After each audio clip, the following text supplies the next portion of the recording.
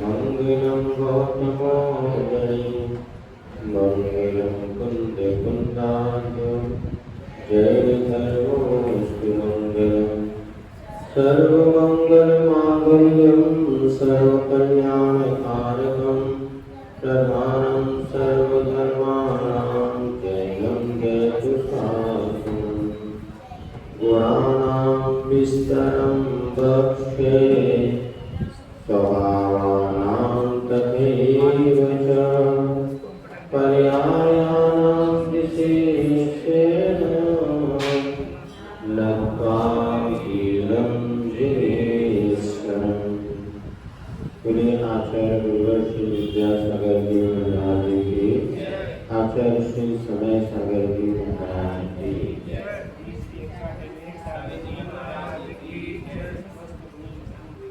कल से हमने आलाप पद्धति ग्रंथ का स्वाध्याय प्रारंभ किया था। सो आलाप पद्धति ग्रंथ में किस विषय का वर्णन है इसकी चर्चा करते हुए द्रव्याणु योग प्रवेशिका इसका अपर नाम है। 4 अनुयोगों का वर्णन हमारे यहाँ आचार्य ने किया है।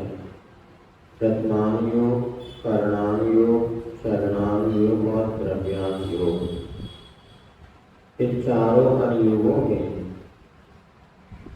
जीव आदि तत्वों का बोध कराते हुए द्रव्यानुयोग में इस विषय का वर्णन मुख्य रूप से किया है कि जीव, उद्गार, धर्म आदि जो द्रव्य कहे जाते हैं अथवा जीव, अस्थि, वासना, बंध आदि जो तत्व हैं इनका वर्णन द्रव्यानुयोग में मुख्य रूप से किया जाता है। इस ग्रंथ का प्रारंभ करते हुए सर्वप्रथम हमें द्रव्य, गुण और पर्याय को समझना होगा। द्रव्य वह है जो कि था, है और रहेगा। ऐसे वस्तु का त्रिकालवर्ती अस्तित्व जिसके द्वारा जाना जाता है वह द्रव्य कहलाता है। गुण वो होता है जिससे उस द्रव्य की पहचान अथवा यहाँ पर उसके लक्षण के रूप में स्वीकार किया। और पर्याय वह है जो कि उत्पन्न होती है, नष्ट होती है अथवा गुणों के विकार को, द्रव्य के विकार को पर्याय कहते हैं। तो यहाँ पर सबसे पहले मंगलाचरण करते हुए ये संकल्प किया गया था कि मैं गुणों के, स्वभाव के और पर्यायों के विशेषता के साथ व्याख्यान करूँगा। इसके पहले ही वीर भगवान को नमस्कार किया और सर्वप्रथम इस ग्रंथ का प्रारंभ करते हुए जो प्रथम सूत्र आया था वह उसमें ये ग्रंथ की रचना किस प्रकार से की गई है तो पुनः एक बार सूत्र का उच्चारण कर लेते हैं क्योंकि कल सभी के पास पुस्तक उपलब्ध नहीं थी। आलाप पद्धति वचन रचनानुक्रमेण नए चक्रशो परिउच्यते।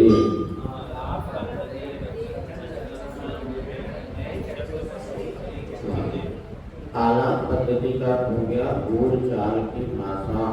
आलाप यानी बोलना अथवा शब्दों का उच्चारण करना और पद्धति माने हुए रीति, तरीका या ढंग। कोई भी बात हम जब बोलते हैं तो उसको किस तरह से बोलना चाहिए, किस विषय में कल आपको बहुत अच्छे से प्रारंभ के दिनों में इसका वर्णन कर दिया गया था।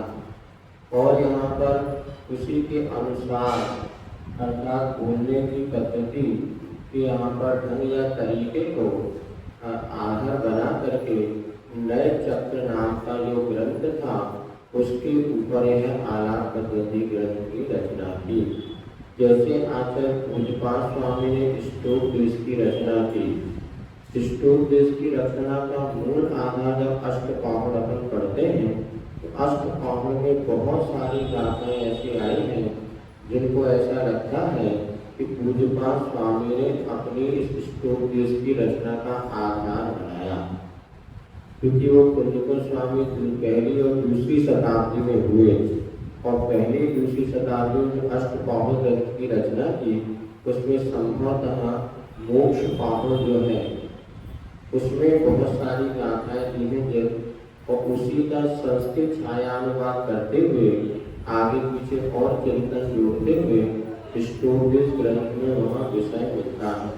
तो यहाँ पर प्राकृत नए चक्र एक रचना थी, उस रचना के आधार पर मैं यानी देवसेन आचार्य आला पद्धति ग्रंथ को कहता हूँ।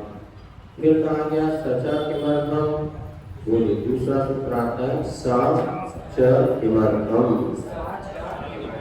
अर्थात आला पद्धति की रचना किस लिए की गई, किस प्रयोजन से की गई, क्योंकि किसी भी कार्य को करने के पहले उसका प्रयोजन लक्ष्य निर्धारित होना बहुत जरूरी है। करना इतना महत्वपूर्ण नहीं है जितना आपका करने के पीछे का उद्देश्य महत्वपूर्ण है।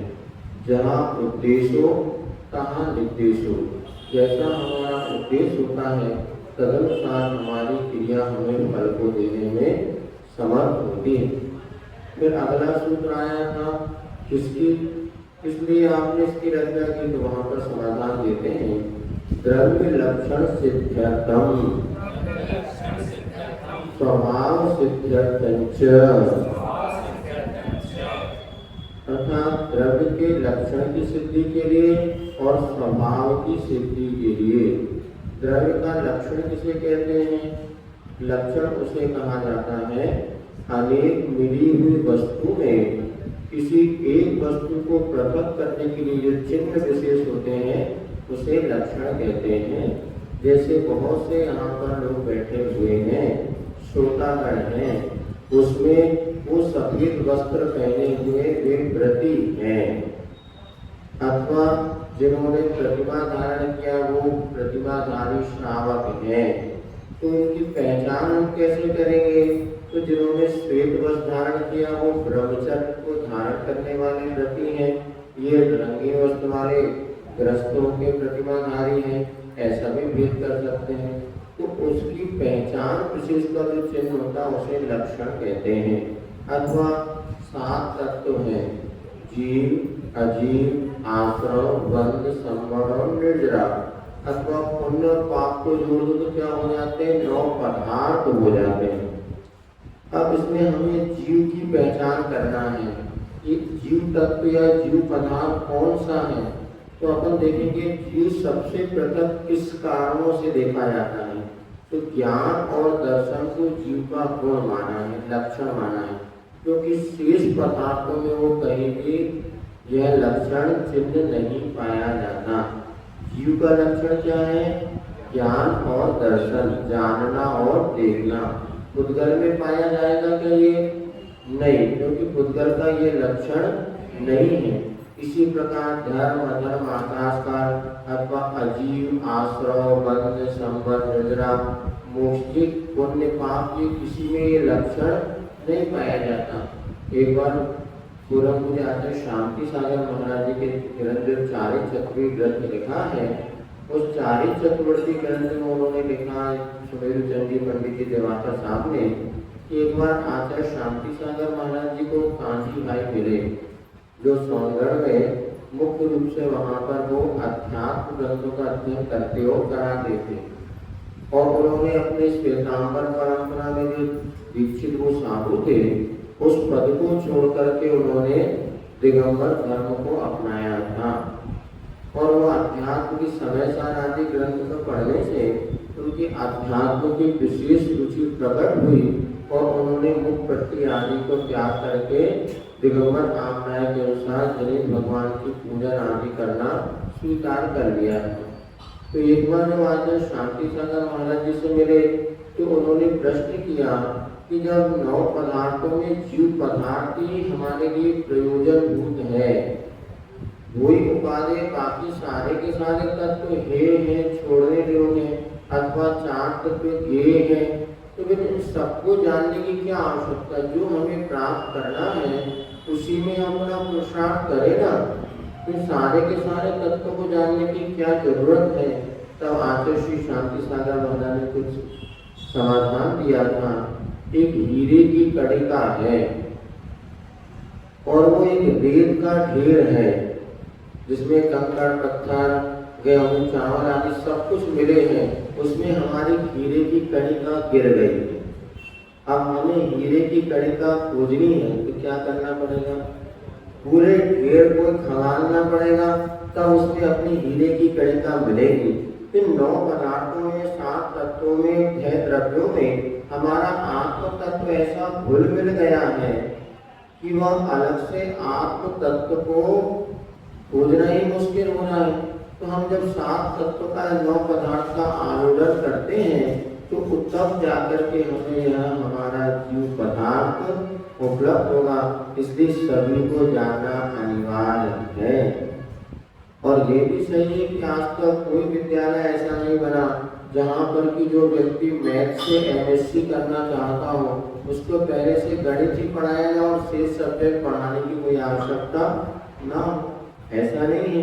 यद्यपि आपने लक्ष्य बनाया मुझे मैथमेटिक्स से एमएससी करना है, किंतु फिर भी आपको 10वीं क्लास तक तो जो सब्जेक्ट अनिवार्य है वो तो पढ़ना ही पड़ेंगे। फिर आपके लिए थोड़े चयन करने की सुविधा होती है कि भैया पीसीएम, फिजिक्स, केमिस्ट्री, मैथ्स इनमें 3 ले लो अथवा बायो ले लो।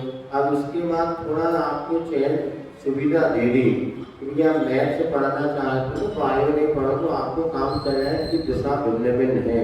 इसके बाद भी 14 सब्जेक्ट बहुत सारे पढ़ने पड़ते हैं और जब बीकॉम बैचलर डिग्री करते हैं तब भी आपको पढ़ने पड़ते हैं। अब जब आपने इतनी 16 कितने 12 और 4 12 और 3 15 क्लास जब आपने पास कर ली, अब आप चाहो तो अकेले मैथ से एमएससी, अब आपके पास 15 कक्षा पढ़ने के बाद योग्यता आ गई कि आप अकेले गणित सब्जेक्ट से मास्टरी कर सकते हैं। उसके पहले योग्यता नहीं, सब पढ़ना अनिवार्य है। इसके बाद आत्मा की रट लगाएंगे तो हमें कभी सीधे मोक्ष नहीं मिलेगा, लेकिन नीचे की भूमिका में अजीव, पुद्गल, आश्रम, बंध, संबंध, ये तत्व, पुण्य, पाप, इन सबको जानना जरूरी है। क्योंकि इन तत्वों के बीच में ही हमारा आत्म तत्व ऐसा हो गया है कि शुद्धात्म तत्व का बोध नहीं हो पाता।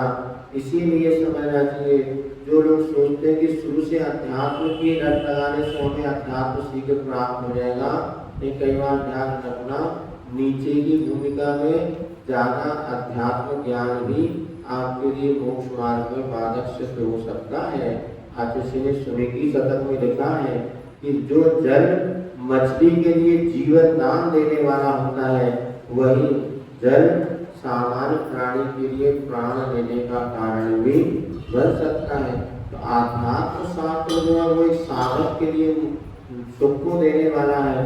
तो ये जो साधक है इसने 5 पाप का त्याग नहीं किया, उसके लिए वो संसार परिभ्रमण का भी कारण अज्ञानता के कारण बन सकता है।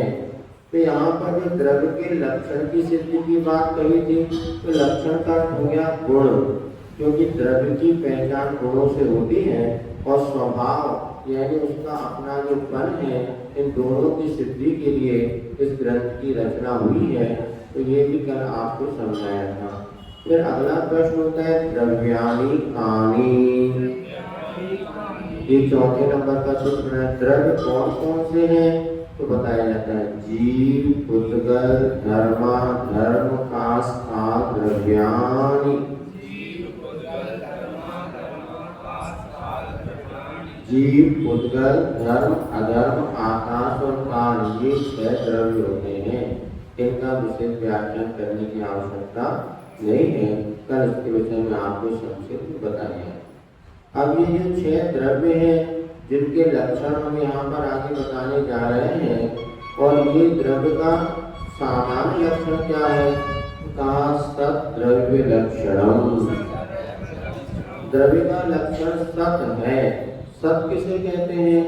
अगला सूत्र बताया उत्पाद व्यय रोग युक्तम सत। जो उत्पन्न हो, नष्ट हो, उसके बाद भी अपने स्वरूप में बना है, ऐसा उत्पाद व्यय द्रव्य से युक्त वह सत होता है। जैसे आपको बताया था एक मिट्टी का ढेला है और मिट्टी का ढेला जब उसको उपकार का निमित्त मिलता है तो उसमें से घट पर्याय उत्पन्न होती है, अर्थात मिट्टी का ढेला मटका या घड़े का रूप धारण करता है। तो मिट्टी की जो पर्याय ढेले से जो घट बना, तो घट का तो हुआ उत्पाद और मिट्टी के ढेले का हुआ व्यय, और मिट्टी दोनों में बनी है, इसको कहते हैं द्रव्य। अपने स्वरूप को ना छोड़ते जो उत्पन्न और व्यय होता है, उत्पन्न और नाश होता है, उसे उत्पाद और व्यय कहते हैं। तो सबका लक्षण ही है, इसमें उत्पाद भी है, व्यय भी है, इसके बाद भोग बना, जो क्या जो बना रहता है। इस प्रकार से यह द्रव्यादि का जिसमें 7 सूत्र के माध्यम से यह आपके सामने कहा गया।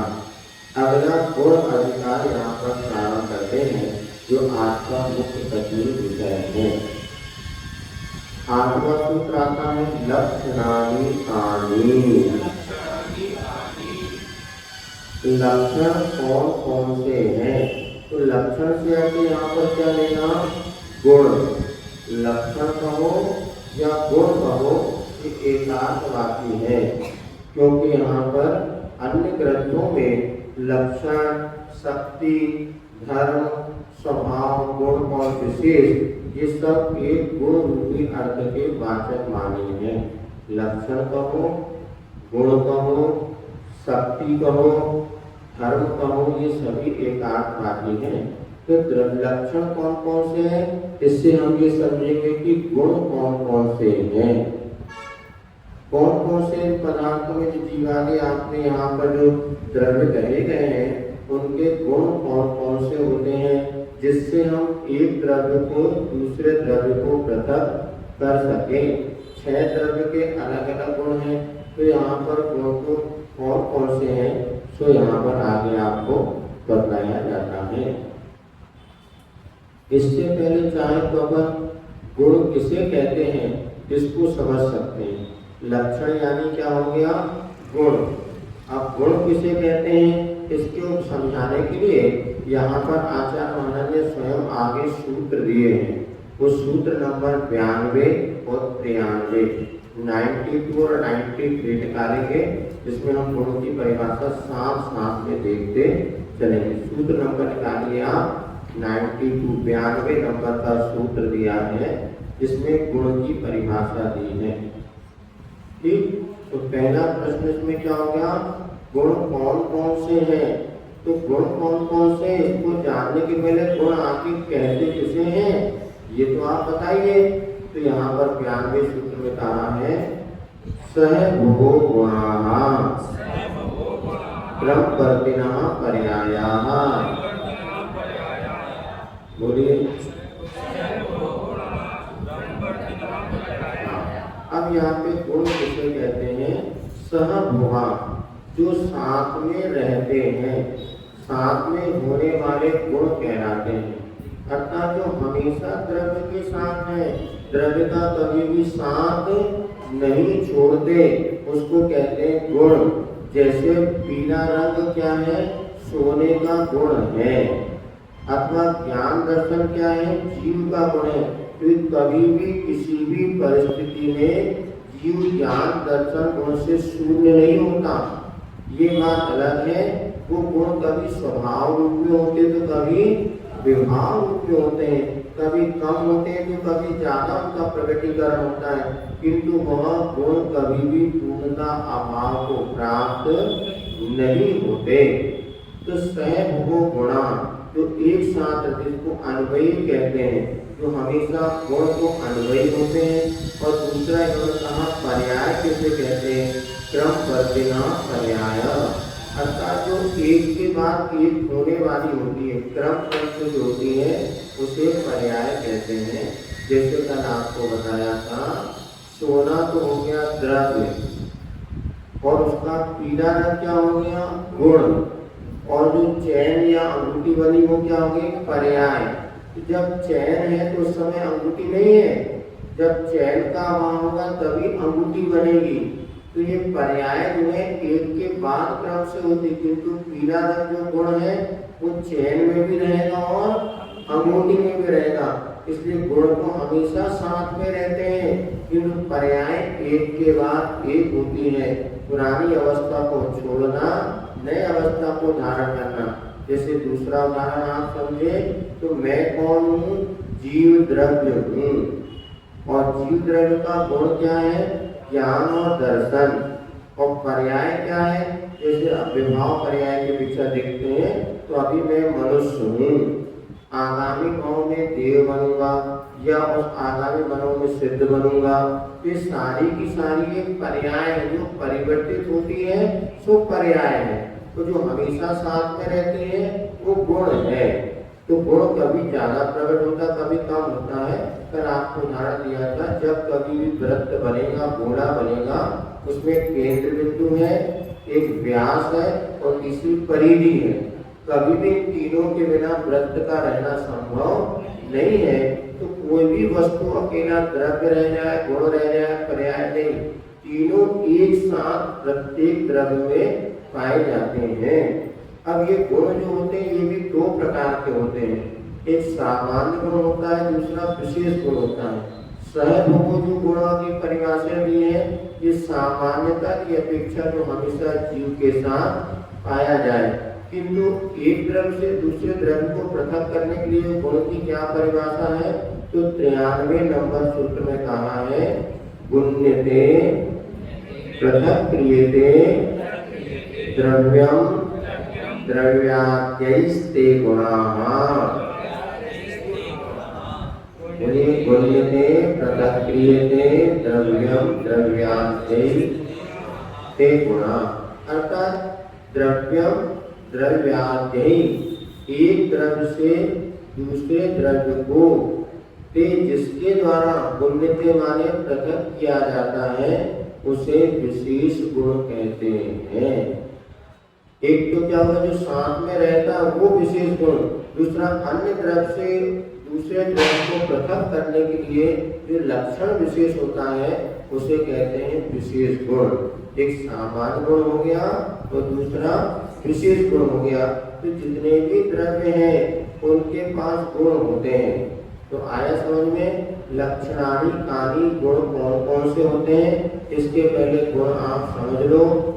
गुण माने जो द्रव्य के साथ रहते हैं अथवा एक द्रव्य से दूसरे द्रव्य को पृथक करने के जो सहकारी कारण बनते हैं, ऐसे लक्षण या चिन्ह विशेष को गुण कहते हैं।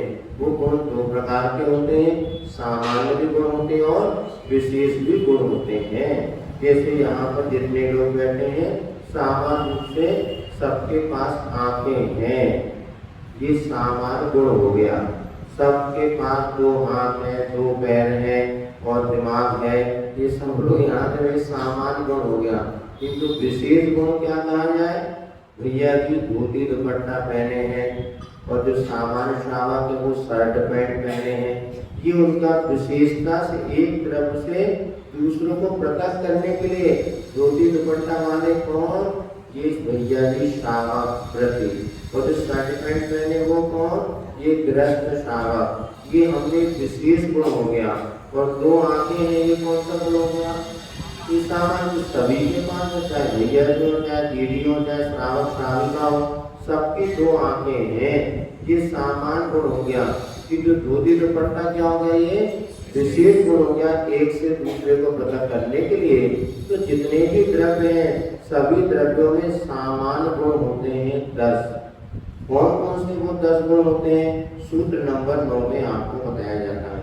अस्तित्वम, वस्तुत्वम, द्रव्यत्वम, प्रमेयत्वम, अपूर्णत्वम, प्रदेशत्वम, चेतनत्वम, अचेतनत्वम, मूर्तत्वम, अमूर्तत्वम, द्रव्याणाम 10 सामान्य गुणाः। बोलिए।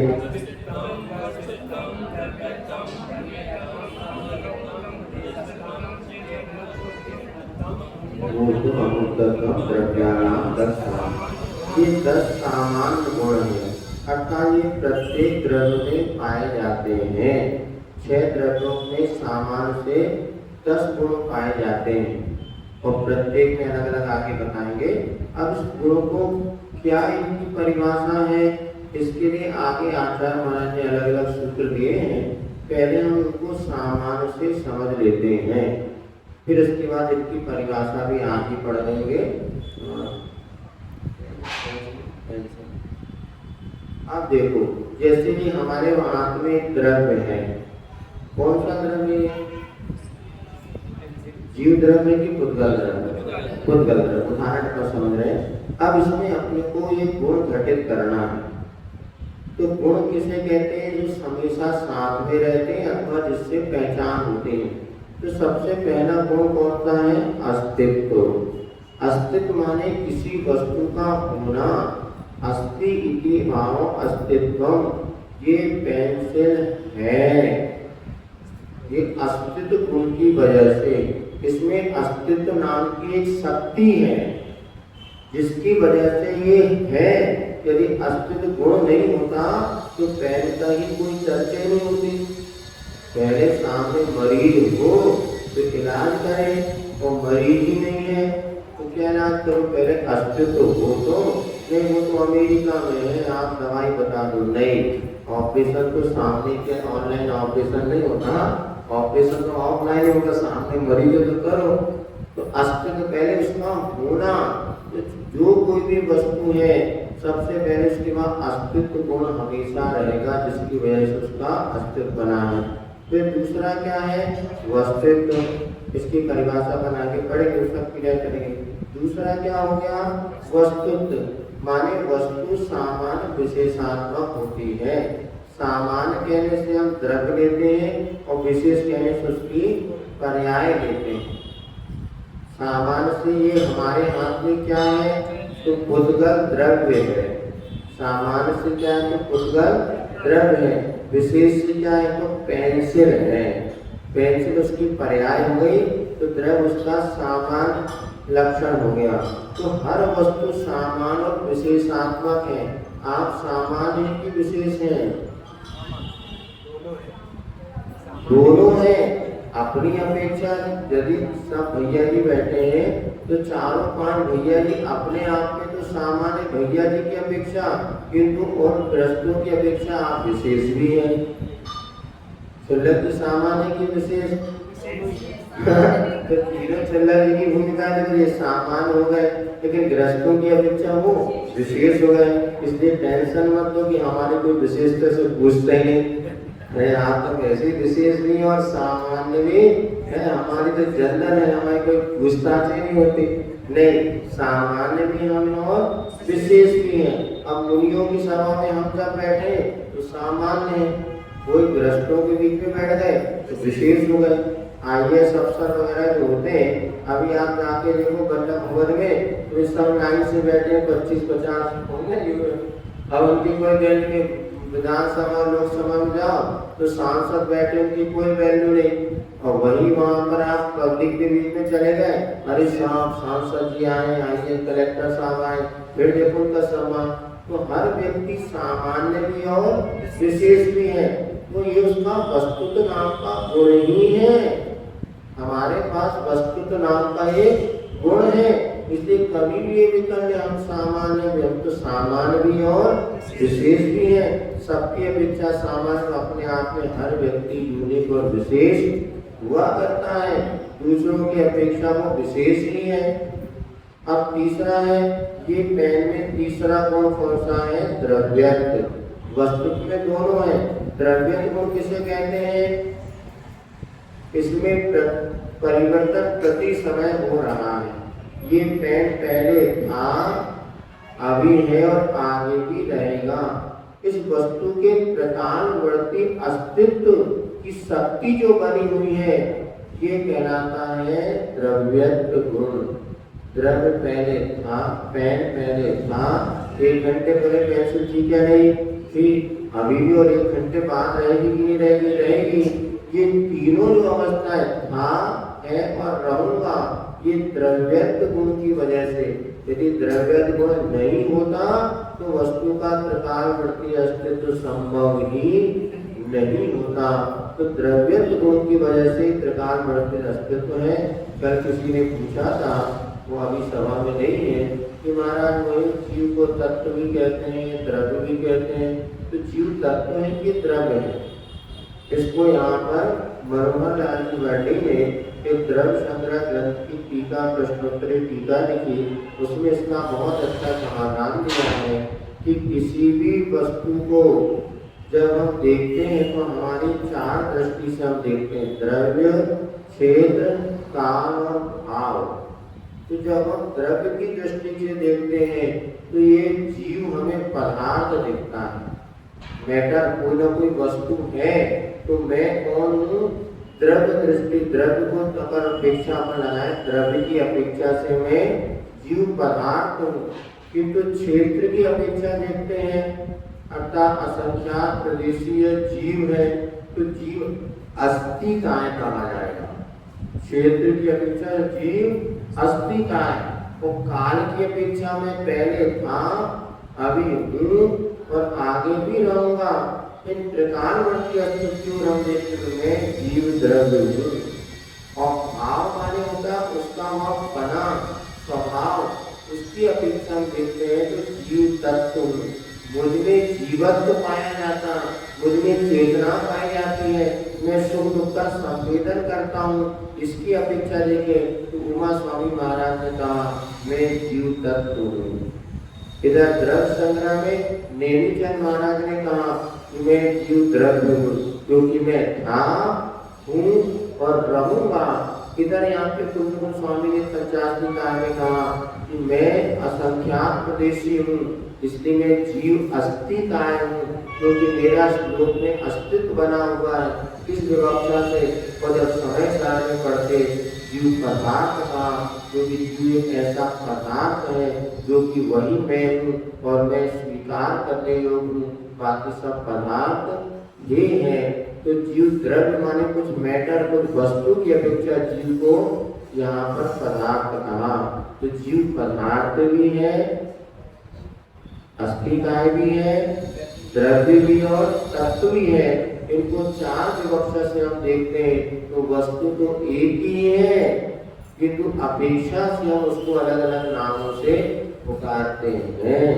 जैसे विधान कराने गए वहाँ सब भैया जी गए और घर में है तो माँ कहते बेटा जरा ये काम कर, और वहाँ पर आप बहन गए तो मेरा भाई आ गया, और विधान कराने गए तो पंडित जी आ गए, और संग में गए तो ब्रह्मचारी जी आ गए।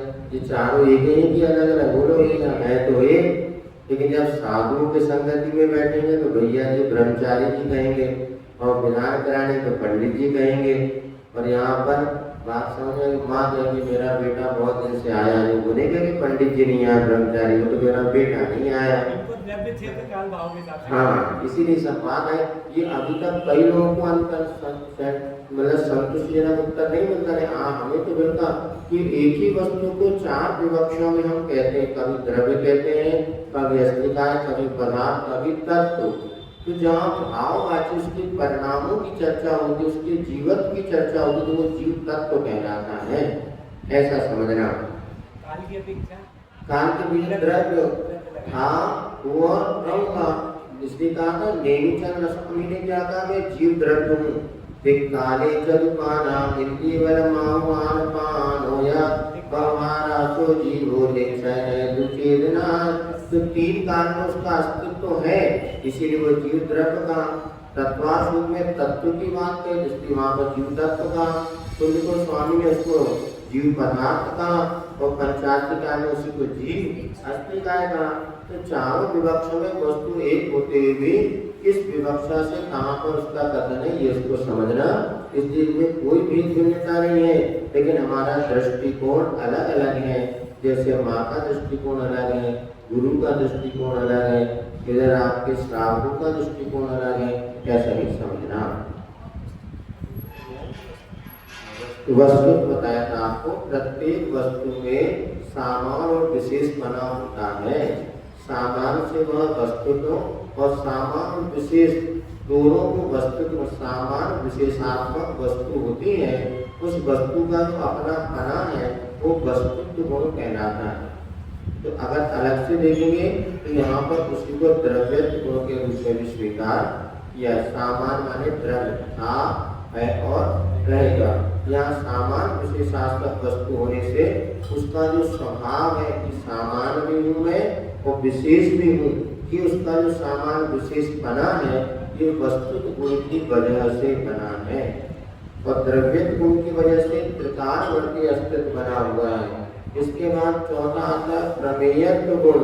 प्रमेयत्व गुण वो कहलाता है जिसकी वजह से, जिस शक्ति की वजह से वस्तु कोई ना कोई हमारे ज्ञान का विषय बनती है।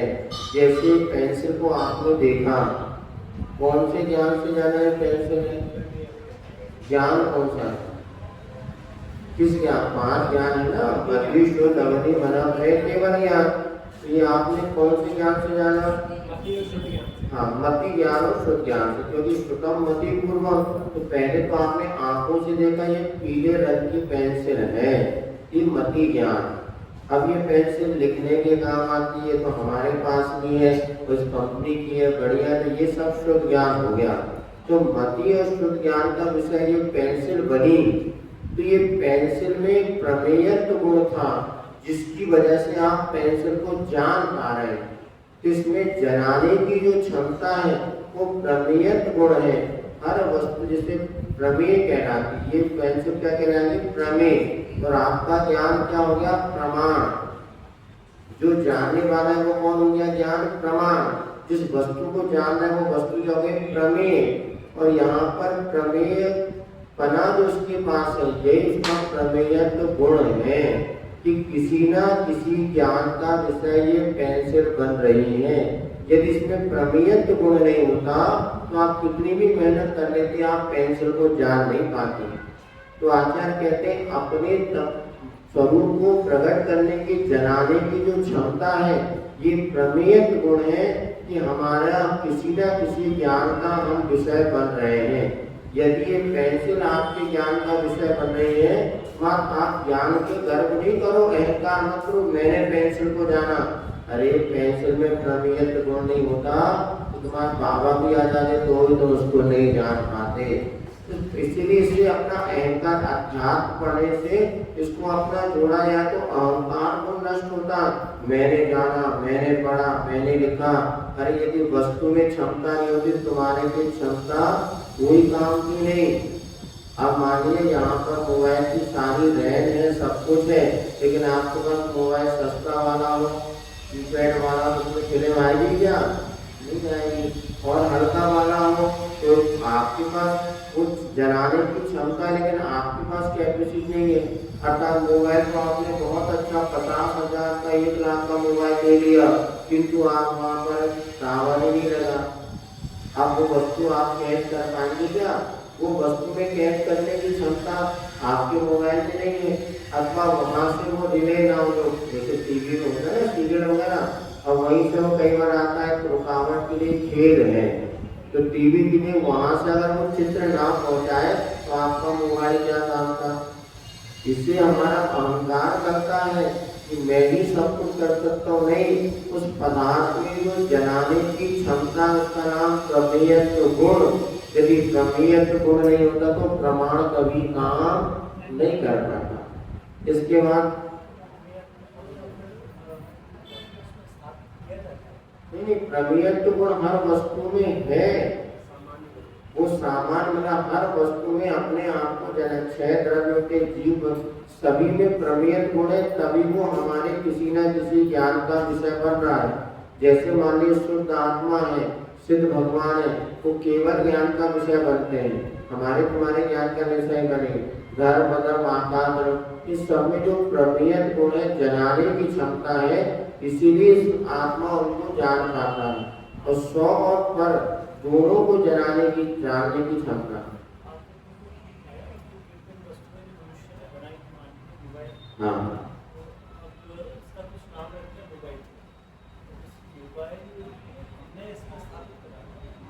हाँ, आपने इसका, लेकिन उसमें मोबाइल नाम जो नहीं जानता उस वस्तु को जानेगा कि नहीं जानेगा? आपने मोबाइल रखा, हमारे हाथ में ये वस्तु है, अब उसमें क्या है किसी को नहीं पता। अभी आप सामान्य रूप से जान रहे हैं ना, कुछ तो है, कुछ है जो जनाने की क्षमता के विशेष रूप से अपन मान ले तो वो भी ठीक है। सामान्य रूप से हर वस्तु में जो अपने स्वरूप को प्रकट करने की क्षमता, नाम काम ये बात की बात हो गई, लेकिन सामान्य रूप से वस्तु अगर हमारे हाथ में है, ये यदि कोई व्यक्ति जान रहा है तो इसमें प्रमेय गुण है, इसकी वजह से वो जान रहा है। मोबाइल का नाम एक उदाहरण हो गया, उदाहरण तो एक केस होता है, लेकिन जो भी वस्तु है, चाहे जीव, बुद्धिगत, धर्म, अधर्म, आकाश, काल, इनमें जो अपने आप को जनाने की क्षमता होती है वो प्रमेयत्व गुण की वजह से। यदि प्रमेयत्व गुण नहीं होगा तो कोई भी द्रव्य किसी भी ज्ञान का विषय नहीं है। अब यहाँ पर अगर आता है अगुरु लघुत्व गुण। अगुरु लघुत्व गुण किसे कहते हैं? जिसकी वजह से प्रति समय वस्तु में परिणमन हो रहा है, एक एक क्षण नया पुरानापन आ रहा है, वो अगुरु लघुत्व गुण की वजह से। ये अगुरु लघुत्व जो गुण है कैसा होता आगे पर पढ़ेंगे, लेकिन अपन उदाहरण के लिए पेंसिल है कि प्रति समय पुरानी हो रही कि नहीं हो रही, इसमें व्यय हो रहा कि नहीं हो रहा, उत्पाद भी हो रहा है और व्यय भी हो रहा है। हमें पकड़ने भले नहीं आ रहा, लेकिन उत्पाद व्यय इसमें दोनों है। एक व्यक्ति के पास सफेद हो गया तो एक ही क्षण में सफेद हुआ कि प्रत्येक क्षण में सफेद हो रहा है, उसमें परिवर्तन, लेकिन वो अपने को पकड़ में तो प्रति समय में जो उत्पन्न और व्यय, उत्पाद और व्यय हो रहा है, ये अगुरु लघु गुण की वजह से। तो प्रति समय जो वस्तु में क्षणिक बना नष्ट हो रही है, नई पर्याय आ रही है, एक एक समय से आगे पर पढ़ेंगे जब अर्थ पर्याय, तो प्रति समय वस्तु में जो परिवर्तन हो रहा है किसकी वजह से? अगुरु लघुत्व गुण की वजह से। सिद्ध भगवान पे भी सब सिद्ध भगवान में स्वाभाविक अगुरु लघु गुण है। 6 तरफ जो है, जीव, शुद्ध पदगर जिसे अणु कहते हैं, धर्म, अधर्म, काल, आग। तो शुद्ध जीव में षड्गुणी हानि वृद्धि रूप अगुरु लघु गुण की वजह से प्रति समय परिणमन हो रहा है। जैसे हमने कहा भगवान महावीर जो बने, कितने वर्ष हो गए भगवान महावीर? 2600 वर्ष निकल गए, 2550 वर्ष हो गए भगवान महावीर को मोक्ष गए। अगले साल क्या कहेंगे? 2551 वर्ष हो गए। उसके और क्या कहेंगे? एक ही साल बढ़ाने सिद्ध बने, उनके काल बढ़ गया, अर्थात अर्यंत पर्याय नष्ट हुई और सिद्ध पर्याय उत्पन्न हुई। अब सिद्ध पर्याय में भी प्रति समय उनकी वृद्धि हो रही है, इतने वर्ष पुराने सिद्ध हो गए, इतने वर्ष तो एक एक समय में जो परिवर्तन आ रहा है अगुरु लघु गुण की वजह से, वो कहलाता है अगुरु लघुत्व गुण। जो कुछ भी हमें परिवर्तन हो रहा है किस गुण की वजह से? अगुरु लघुत्व गुण की वजह से परिवर्तन हो रहा है। इसकी और विशेष व्याख्या आगे आपको पढ़ने और समझने को मिलेगी। अभी से अगुरु लघुत्व गुण की द्रव्य की वजह से तो था और रहेगा। अगुरु लघुत्व गुण की वजह से पर्याय जो उसकी निकल रही है वो अगुरु लघुत्व गुण की वजह से, द्रव्य गुण की वजह से अस्तित्व बना हुआ है। मैं जीव था, जीव हूँ और जीव रहूंगा, ये द्रव्य गुण की वजह से। जीव द्रव्य में भी प्रति समय पुराना जीव हो रहा है, नया बना रहा है। जैसे आपने पेंसिल है, ये पेंसिल कल भी थी, आज भी और आगे भी द्रव्य गुण, और इसकी जब हम प्रति समय पुरानापन इसमें आ रहा है, कल जितनी चमक थी उतनी चमक आज नहीं है और 1 घंटे बाद उतनी चमक नहीं रहेगी, तो ये चमक में परिवर्तन आ रहा है, ये अगुरु लघुत्व गुण की वजह से। अगुरु लघु में एक शक्ति है जिसकी वजह से वस्तु में प्रति समय परिणमन हो रहा है। परिणमन कहो, परिवर्तन, द्रव्य का जो परिणमन हो रहा है जिसे हम पर्याय कहते हैं, वो अगुरु लघु गुण की वजह से। इसके बाद है प्रदेशत्व गुण। प्रदेशत्व गुण की वजह से वो वस्तु आकाश के कुछ स्थान को घेरती है। ये आपको 12 सेंटीमीटर लंबी जो पेंसिल है, ये 12 सेंटीमीटर स्थान को घेरती है। किस वजह से? प्रदेशत्व गुण की वजह से। यदि जीव इसमें प्रदेशत्व गुण नहीं होता तो आकाश के स्थान को नहीं घेरती। तो जीव आदि 6 द्रव्य हैं, आकाश के किसी न किसी स्थान को घेरेंगे। उद्गल परमाणु भी है तो वो आकाश के जो एक प्रदेश को घेरेगा, अथवा जीव है आकाश के असंख्यात प्रदेश में एक जीव रहता है, असंख्य भागादिषु जीवानाम। तो ये उसके प्रदेशत्व गुण की वजह से वो कुछ ना कुछ स्थान को वो द्रव्य घेरता है, उस द्रव्य का अपना प्रदेशत्व गुण है। सिद्ध भगवान का भी उनका भी प्रदेश वो भी असंख्यात, उस प्रदेश में दूसरे भी सिद्ध जाते हैं, सब वो अलग विषय है। लेकिन अभी प्रश्न ये है कि वो द्रव्य किसी आकाश के स्थान को जो घेर रहा है वो किसकी वजह से, तो प्रदेशत्व गुण की वजह से। अब ये बात अलग है कि एक दूसरे को आकार देने की क्षमता होती है, तो एक सिद्ध के प्रदेश में अनंत सिद्ध वहाँ पर समा जाते हैं। जैसे वहाँ पर दूध में शक्कर डाल दो तो बुद्धि चली जाती है, उसमें शक्कर कितनी सारी समा जाए। यहाँ इसके बाद प्रतिशत गुण हो गया, और चेतन और अचेतन।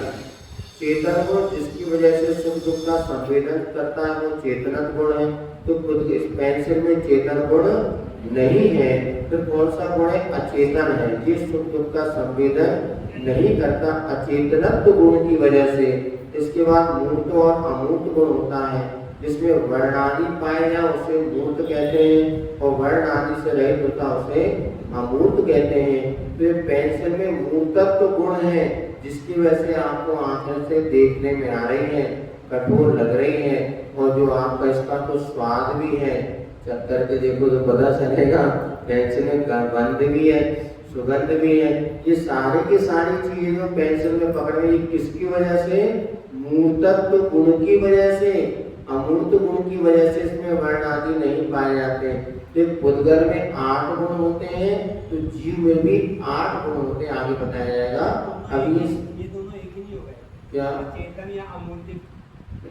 अचेतन में क्या होगा, सुख दुख का संवेदन नहीं करना, संवेदनशीलता की शून्यता का नाम है अचेतनत्व, उसमें वर्ण आदि का इसका नाम है मूर्तत्व। एक संवेदन की मुख्यता, एक वहां पे दिखने आदि की मुख्यता। तो यहाँ पे चेतन मूर्त अमूर्तत्व इस प्रकार के आपके द्रव्यानाम 10 सामान गुणा, द्रव्यों के 10 सामान गुण कहे गए हैं। इनकी परिभाषा भी यहाँ पर आगे अपने को ये सूत्रों में पढ़ने को मिलेगी, बहुत आदि पढ़ देते हैं, बहुत अच्छा है, लेकिन विशेष समझना हो तो आपको आगे समझाना पड़ेगा।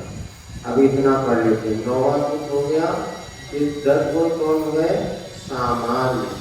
अब महाराज ये 10 सामान्य गुण तो हमें समझ में आए, लेकिन आप बताओ प्रत्येक द्रव्य में कितने होते हैं, तो अगला 10वां सूत्र आता है, प्रत्येक मस्तौ सर्वेषां। अब अभी अपन ने 10 गुण पढ़े हैं, इन 10 गुणों की परिभाषा आगामी आने वाले दिनों में कल अपन इसको समझेंगे। तो ये अभी तो हमने एक उदाहरण से आपको समझाया, जैसे फिर से एक बार रिवीजन कर देते हैं। आप बताइएगा यदि कुछ समझ में आया हो, तो नहीं समझ में आया तो समझने का प्रयास करना, क्योंकि जब तक आप समझना नहीं चाहेंगे दुनिया की कोई शक्ति आपको समझना नहीं पाएगी। महाराज बहुत कठिन है, कुछ समझ में नहीं आ रहा, अरे भैया समझने का प्रयास करो तो समझ में आएगा। अब हमारा प्रश्न है, हमारे हाथ में वस्तु है किसकी वजह से, अस्तित्व गुण की वजह से।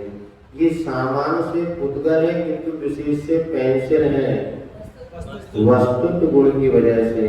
ये पहले थी, अभी है और आगे भी वस्तु रहेगी द्रव्यत्व गुण की। ये पेंसिल प्रत्येक समय पुरानी हो रही है अगुण लघुत्व गुण की वजह से। ये पेंसिल हमारे मति ज्ञान का विषय बन रही है द्रव्यत्व गुण की वजह से। ये पेंसिल 10 सेंटीमीटर 12 सेंटीमीटर आकाश के स्थान को घेरती है प्रदेशत्व गुण की वजह से। ये पेंसिल सुख दुख का संवेदन नहीं करती अचेतन गुण की वजह से। ये पेंसिल पीले रंग की है मूर्तत्व गुण की वजह से। आया समझ में? संक्षेप में परिभाषा से और कल्पना पढ़ने का प्रयास करेंगे। तो ये हो गया 10 तो प्रत्येक द्रव्य में कौन होते हैं, तो सामान्य गुण तो 8 ही होते हैं। जैसे पेंसिल में आपको बताया चेतनत्व नहीं है और अमूर्तत्व नहीं है, तो 8 हो गए। जीव में लगाएंगे तो क्या होगा, अचेतन नहीं रहेगा और मूल तत्व नहीं रहेगा। शुद्ध जीव द्रव्य अपन लगाए या अपन ने धर्म द्रव्य में लगाया, तो धर्म द्रव्य में कौन कौन से, देखो जीव में कौन कौन से नहीं है, अचेतन नहीं है और मूर्त बना नहीं है, क्योंकि जीव अमूर्त होता है और चेतन गुण वाला होता है। दो कम कर देंगे तो जीव में कितने हो गए, 8। उद्गल में कौन कौन से दो कम करना, चेतन कम हो जाएगा और एक अमूर्त। हाँ चेतन और अमूर्त कम हो गए तो 8।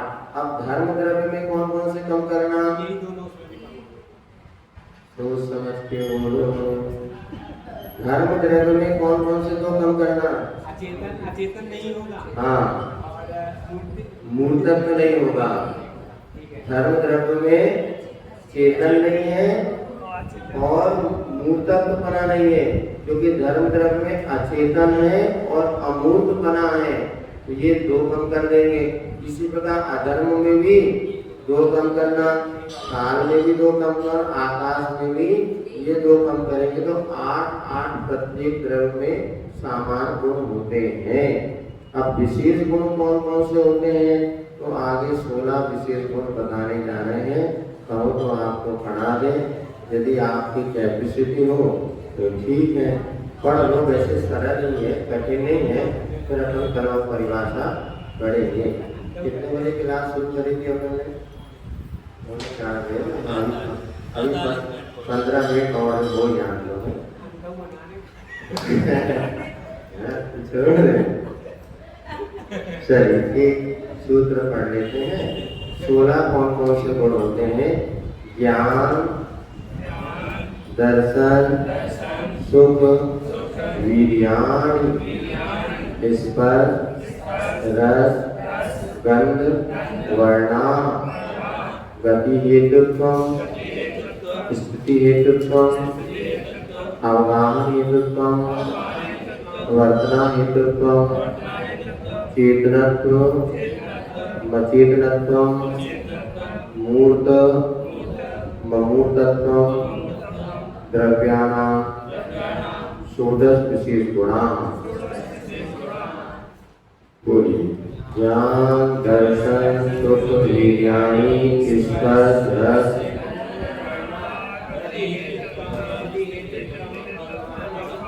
वर्णा हेतुत्वम, चेतनत्वम, अचेतनत्वम, मूर्त, अमूर्तत्वम, द्रव्याणां षोडश। अब द्रव्यों के 16 विशेष गुण होते हैं, तो 16 कैसे हुए आप सबको पता है। जीव का लक्षण ज्ञान, दर्शन, सुख और वीर्य, अनंत चतुष्टय जो केवल ज्ञान होने के बाद प्राप्त होते हैं, ये जीव के विशेष गुण हैं जो कि अन्य में नहीं पाए जाते। उद्गल का विशेष गुण क्या हो गया, स्पर्श, रस, गंध, वर्ण, तो ये 4 विशेष हो गए उद्गल की अपेक्षा। धर्म द्रव्य का क्या है, गति हेतु, गति में सहायक बनना, तो ये हो गया कितने हो गए, 8 और 1 9। अधर्म द्रव्य का क्या है, स्थिति हेतु, तो ये हो गया 10। अवगाहन हेतु किसका गुण है, आकाश का। वर्तना हेतु किसका है, काल का। तो चेतन, अचेतन, मूर्त, अमूर्त, इनको भी अपन लगा लेंगे, तो ये गुण द्रव्य में विशेष रूप से पाए जाते हैं। ये विशेष गुण इनको क्यों कहा, क्योंकि एक द्रव्य से दूसरे द्रव्य को अलग करने में कारण बनते हैं। ज्ञान, दर्शन, सुख, वीर्य क्या है, ये आपको सब समझ रहे हैं, पढ़े हैं आप लोग। इस पर गंध, वर्ण ये भी पता है। गति में सहायक करना, रुकने में सहायक करना, सबको आवाज देना, परिवर्तन में सही, सब कल हमने आपको बताया था। चेतन और अचेतन भी बता दिया, मूर्त, अमूर्त, ये 16 गुण पाए जाते हैं। इसमें 6 द्रव्यों में विशेष गुण है। अब यदि इसको देखा जाए तो जीव और उद्गल में विशेष गुण कितने हैं, तो 12वें नंबर का सूत्र आता है, प्रत्येकम जीव उद्गलयोः 60। तो प्रत्येक जीव और उद्गल में 6 विशेष गुण होते हैं।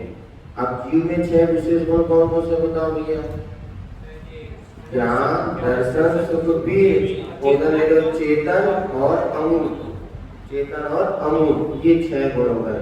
उद्गल में कितने, स्पर्श, रस, गंध, वर्ण, अचेतन और मूल, ठीक है ना। अब अगला प्रश्न है, शेष द्रव्यों में कितने गुण हैं? इतरेषां प्रत्येकम त्रयो गुणाः। इसके सिवा जो शेष द्रव्य बचे कौन कौन से? धर्म, अधर्म, आकाश और काल। इनमें कितने गुण हैं? तो 3 ही है विशेष गुण। धर्म द्रव्य में कौन कौन से 3? गति, हेतुत्व, अचेतन और अमूर्तत्व। इसी प्रकार अधर्म में स्थिति हेतु, अचेतन और अमूर्तत्व। आकाश में अवधान हेतु, अमूर्त और अचेतन। और काल द्रव्य में कौन कौन से हो गए? वर्तना हेतु, अचेतन और अमूर्त। ऐसे प्रत्येक द्रव्य में ये 3 गुण होते हैं। अब महाराज आपको घुमा रहे हैं। अभी आप कह रहे थे चेतन, अचेतन, मूर्त, अमूर्त सामान्य भी है और यहाँ के अंदर ये विशेष भी है। ये बिगड़ो या तो सामान्य कहो या विशेष कहो। तो फिर समाधान करते हैं। 14 नंबर का सूत्र आता है, अंतस्थास चत्वारो गुणा स्वजात्यपेक्षया सामान्य गुणा विजात्यपेक्षया एक विशेष गुणा। पूरी अंतस्थास चत्वारो गुणा स्वजात्यपेक्षया सामान्य गुणा विजात्यपेक्षया एक। अब जो भैया घबरा नहीं, हमने सोच समझ के आपको बताया है। तो अंत के 4 गुण सामान्य भी और विशेष भी हैं। सामान्य क्यों है? स्वजाति की अपेक्षा सामान्य है। जीव कितने हैं? अनंत जीव है। तो अनंत जीवों में ज्ञान दर्शन पाया जाता कि नहीं पाया जाता? तो अनंत जीवों की अपेक्षा ये सामान्य है। अनंत जीवों की अपेक्षा क्या हो गया? सब में पाए जाते थे, सामान्य है। हाँ, जैसे बताया था ब्रह्मचारी की जाति अलग है और महाराज की जाति अलग है। तो ब्रह्मचारी की जाति की अपेक्षा आप सामान्य है और वही महाराज की अपेक्षा आप विशेष हो गए। तो अनंत जीवों में चूंकि ये पाया जाता है ज्ञान दर्शन सामान्य है। अचेतन गुण जो है, चेतन गुण कितने द्रव्यों में है? अनंत जीवों में है इस अपेक्षा, किंतु उद्गल द्रव्य में नहीं पाया जा रहा, इसलिए वही गुण विशेष भी हो गया। जीव में पाया जाता है इसलिए सामान्य और उद्गल में नहीं पाया इसलिए वह विशेष हो गया। तो स्वजाति की जो सामान्य है विजाति की अपेक्षा वही गुण विशेष हो जाता है। तो चेतन, अचेतन, मूर्त, अमूर्त ये सामान्य भी है और विशेष भी है। जैसे अभी आपको बताया था आप सामान्य भी और विशेष भी है। स्वजाति की अपेक्षा ये महिलाएं जो बैठी है महिला मंडल ये सामान्य की विशेष है।